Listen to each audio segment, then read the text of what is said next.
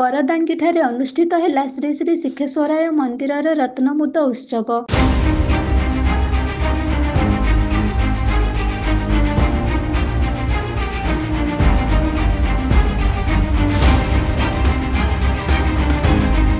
କେନ୍ଦୁଝର ଜିଲ୍ଲା ତେଲକୋଇ ବ୍ଲକ ଅନ୍ତର୍ଗତ କରଦାଙ୍ଗି ଗ୍ରାମର ଘୁରୁଡ଼ିଆଠାରେ ଶ୍ରୀ ଶ୍ରୀ ସିଦ୍ଧେଶ୍ୱରାୟ ମନ୍ଦିରରେ ରତ୍ନମୁଦ ଉତ୍ସବ ମହାସମାରୋହରେ ଅନୁଷ୍ଠିତ ହୋଇଯାଇଛି। ନାମ କୀର୍ତ୍ତନ ସହିତ ଗ୍ରାମବାସୀଙ୍କ ଉପସ୍ଥିତିରେ ଏକ ଆଧ୍ୟାତ୍ମିକ ପରିବେଶରେ ସାରା ଅଞ୍ଚଳ ଉତ୍ସବ ମୁଖରିତ ହୋଇ ଉଠିଥିଲା।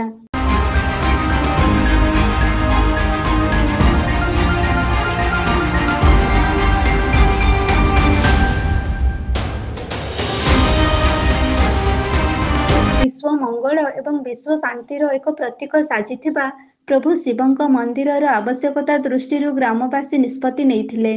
ଏହି ଉତ୍ସବ ଅନୁଷ୍ଠିତ ହୋଇଥିବା ଯୋଗୁଁ ଏ ଅଞ୍ଚଳର ପ୍ରତ୍ୟେକ ବ୍ୟକ୍ତି ଅତି ଆନନ୍ଦିତ ଥିବାର ଦୃଷ୍ଟିକୁ ଆସିଛି।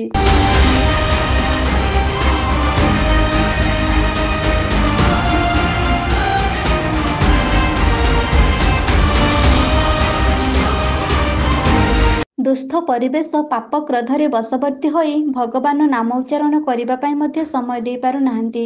ଅତ୍ୟଧିକ ପାପ ଭାରରେ ଆଜି ପୃଥିବୀ ଅସୁସ୍ଥ ହୋଇପଡ଼ିଥିବା ବେଳେ କରଦାଙ୍ଗି ଗ୍ରାମବାସୀଙ୍କ ଦ୍ୱାରା ଲାଘବ କରିବା ପଦକ୍ଷେପ ଉନ୍ନତ ମାନର ଚିନ୍ତାଧାରା ବୋଲି ସାଧାରଣରେ ଚର୍ଚ୍ଚା ହେଉଛି।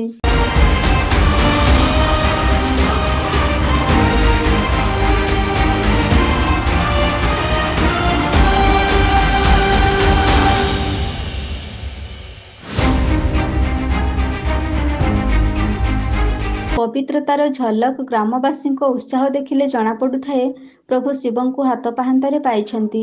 ଏମିତି ଉତ୍ସାହ ଓ ଉଦ୍ଦୀପନା ମଧ୍ୟରେ ରତ୍ନମୁଦ ଉତ୍ସବ ପାଳନ କରିଛନ୍ତି। ତାହା ଏ ଅଞ୍ଚଳ ପାଇଁ ଏକ ଉଦାହରଣ ସୃଷ୍ଟି କରିଛି। ଭକ୍ତି ଓ ଭାବନାରେ ମୁଖରିତ କରଦାଙ୍ଗି ଗ୍ରାମ। ଉଛୁଳି ପଡ଼ୁଛି ପ୍ରଭୁ ବିଶ୍ୱାସର ମନୋଭାବ।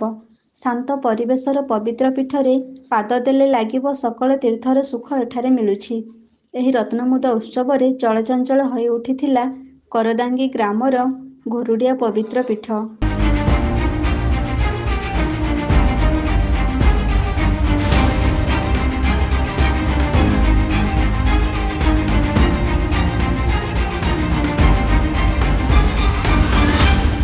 କେନ୍ଦୁଝରରୁ ବାସୁଦେବ ସିଂଙ୍କ ସହିତ ଦେବାନନ୍ଦ ମହାନ୍ତଙ୍କ ରିପୋର୍ଟ, এবি ନ୍ୟୁଜ୍।